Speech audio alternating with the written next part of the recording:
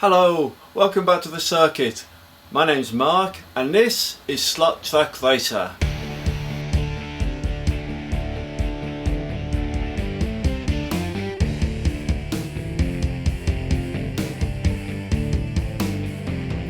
Welcome to episode 10 of Slot Track Racer.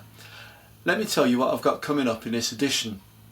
So earlier in the week I was lucky enough to be given some free craft materials, and I've been able to use these and put them to good use on my circuit. So shortly we'll do a track update and I'll show you what I was given and exactly how I've been using it. You'll also recall about 2 episodes ago I showed you 2 Ford Focus World Rally Championship cars that I've got in my collection. Well, today we're going to have a look at a 3rd car that competed in the 2000 World Rally Championship, and that's the Subaru Impreza, how do you say it? So we're going to have a look at this car. It's one of those cars that I always think it was only ever made in this blue colour, wasn't it? Whether it's, I don't know, a die-cast model or the radio controlled model or the Scale Extra car, it's always in blue with this yellow livery on the side, isn't it? But we'll take a close-up look at that car, and then finally, if you're just here for the track action, I'm going to create a race, and the race I'm creating is a 10-lap race, but it could easily be a round of the year 2000 World Rally Championship, because I pit the Subaru against 2 Ford Focuses. I'll be driving one of the Focuses, and I'm going to see if I can weave my way through the traffic and get to the front of the race to win it. To film that I've used 5 video sources, so I've taken an A-level in video editing and I've tried to piece it together so it looks quite good on screen. So at least stay tuned for that, because it took an awful lot of work and I think that you will enjoy it. So that's everything we've got coming up in episode 10. It's quite a full programme, isn't it? So I think the best thing to do is actually get on and do it.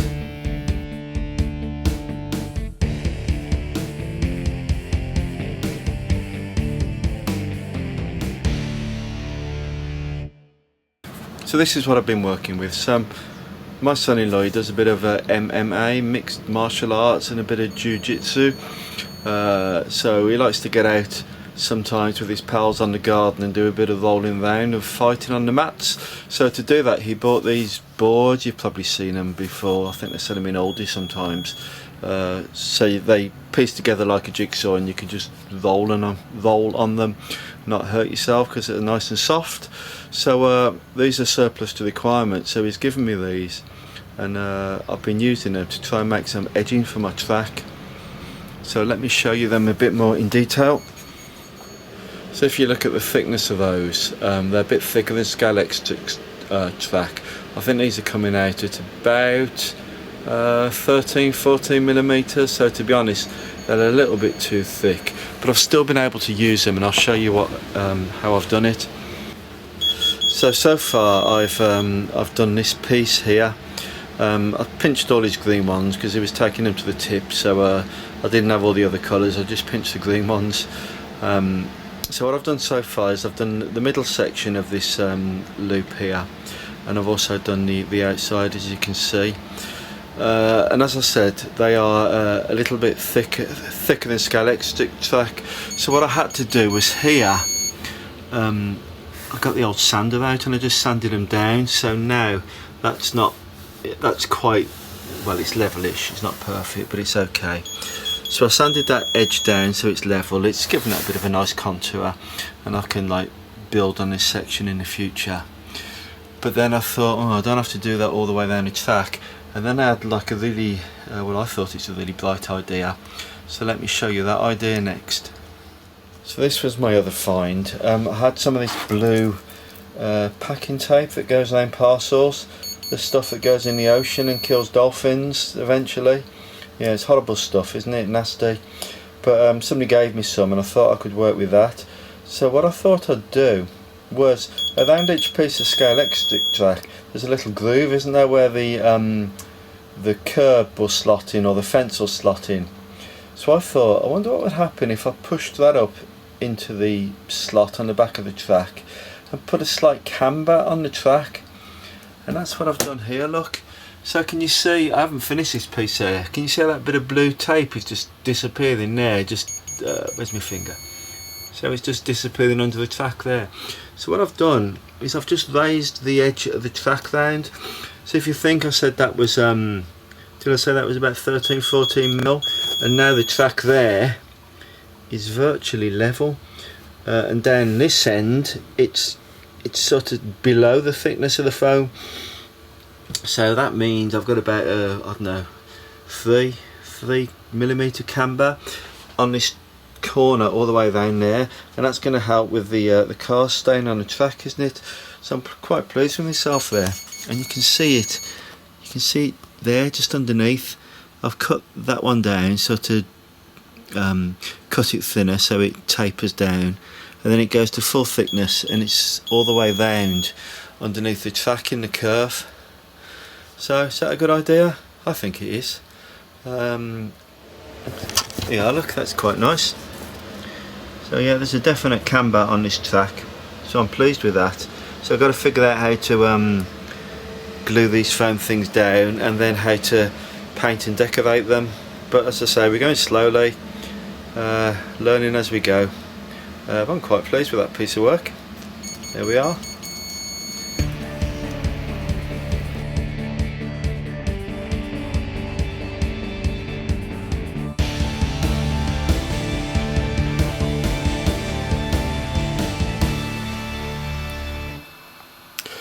So about 2 episodes ago we had a look at the two Ford Focus RS WRC cars from the 2000 World Rally Championship, and I think I pointed out at the time I really liked those. I liked the livery and the rest of it. So yeah, you've seen those before. But of course in this championship as well there is the ubiquitous Subaru Impreza. So this one is driven by Richard Burns and Robert Reed.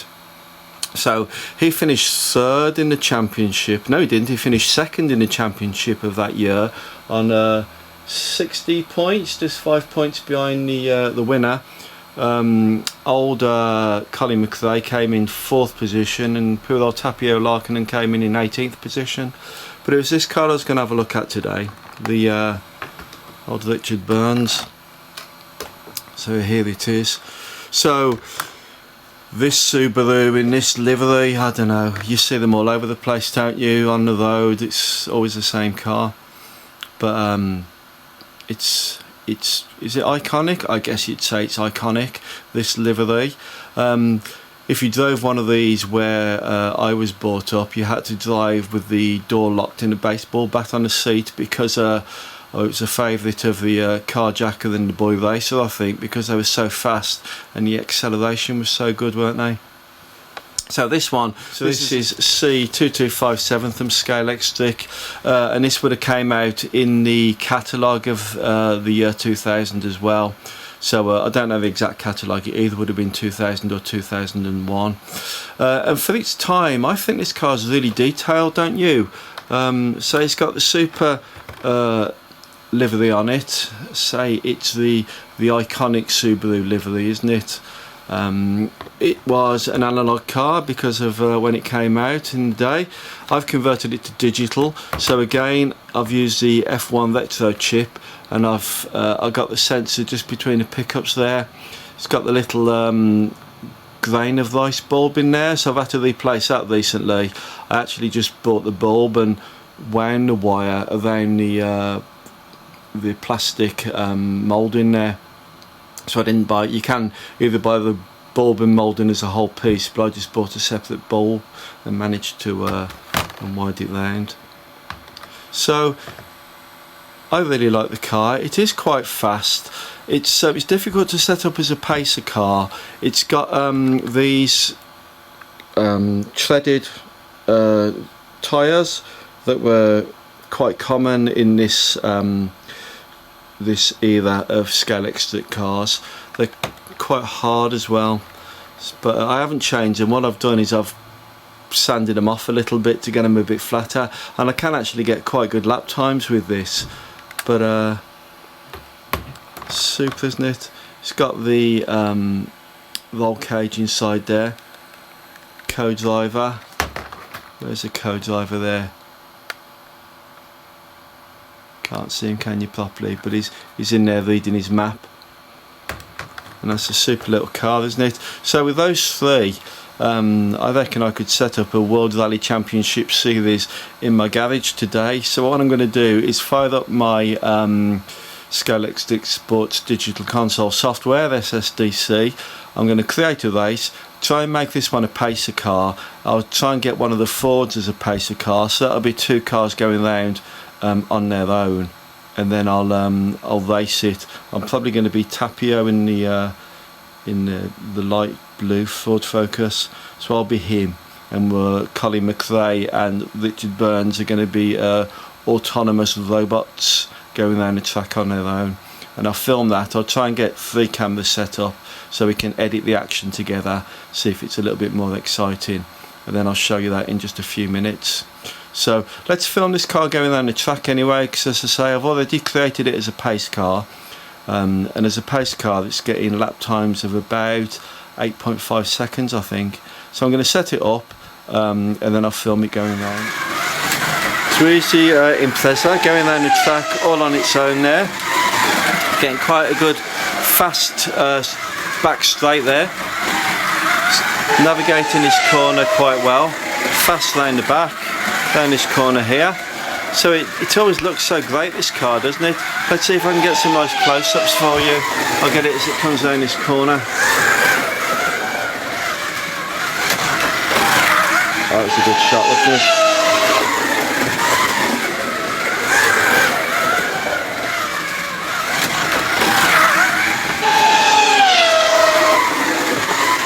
Going through the start lane, see if I can capture that. Here it comes.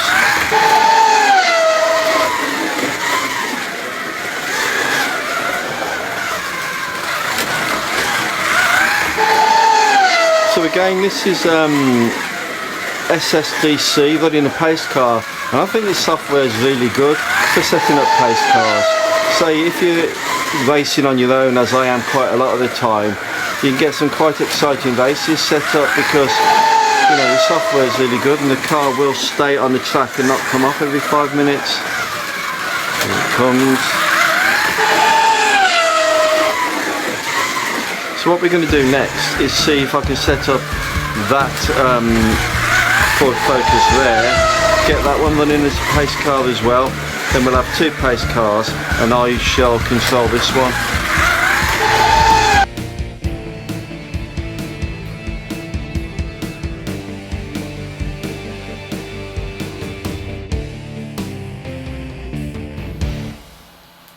Okay, so let's explain what we're going to do now.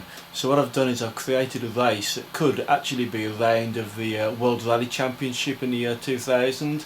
So we've been talking about the Impreza today, so I've set him up as a pace car. I'm going to be controlling Tapio Larkinen's Ford Focus, and I've got another pace car going, which is the Ford Focus as driven by Colin McRae. So I've set those up. These two are going to go down the track on their own, and I'm going to be tailing behind them in this one. So he's going to go off third on the grid. So the Colin McRae will be on pole, the Subaru will be second, and Tapio will be third. So what I'm expecting is Colin McRae is quite slow off the line, so I'm going to really get caught in traffic, and that will sort of demonstrate how SSDC software is good, not for creating fast cars but for creating traffic on your layout. So for me to beat the Subaru, which will actually go quite quickly, I've got to navigate through the traffic. So in a minute I'll put them all on the track and I'll set it off. What I've done is I've got 4 cameras filming. I'm going to show all 4 cameras all at once, and then I'll cut between them as best I can. It's only a 9-second lap, so it's difficult to build a story really for you to see, you know, who's winning and who's second. Maybe I can try and commentate, although it sounds a bit cack, doesn't it, when I do it. But nevertheless, I'll put that up and we'll see how we get on and see if it's exciting or not. Do you know, it's taken me quite quite a long time to put together and edit it, so do enjoy it and do stay tuned. Okay, here we go. And here we are, it's McRae on pole, Burns going off on second, and Larkinen third on the grid. And that was a good corner for Burns. He's got the lead going into the first corner. Larkinen trailing behind. Yeah, Burns takes the first lap. Larkinen still stuck in traffic at the back. They come round, and Larkinen's got past. Yes, Larkinen's passed. He's into second position. He's 2.8 seconds behind the Subaru at the moment. And here they come down this back straight. That is Larkinen.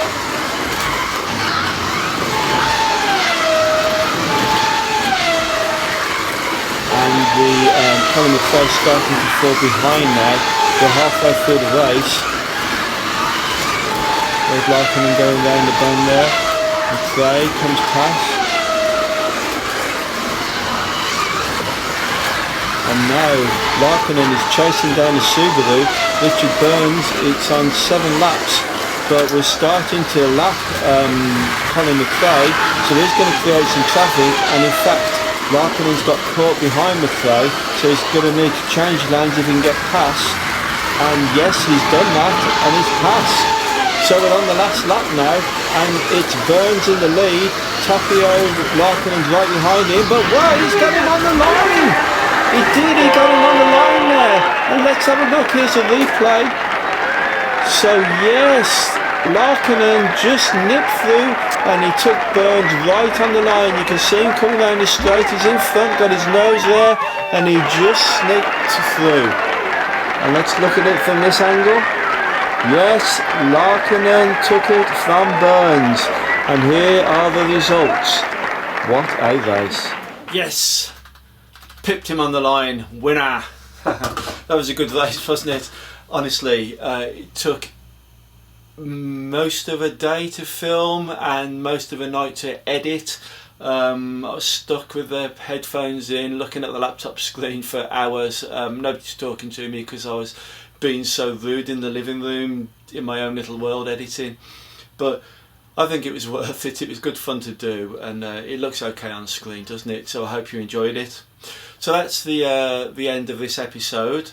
As usual, please if you did like it, click the like button, maybe tell a friend, and hit the subscribe button and the bell and all that usual stuff, because it really helps with my channel at the moment. Just helps me to keep going. I think I haven't got many viewers or many likes or many subscribers yet, but it's building slowly, and anything you can do to encourage me is really welcoming. Thank you. Also, comments. I love to see the comments because I'm getting few and far between at the moment, but it's interesting to see what you lot are thinking about what I'm doing here. So there you go. Like, subscribe, tell a friend, all the rest of it. So that's the end of that episode, and I'll tell you what, if I don't see you next week, I'll definitely see you around the circuit. Bye.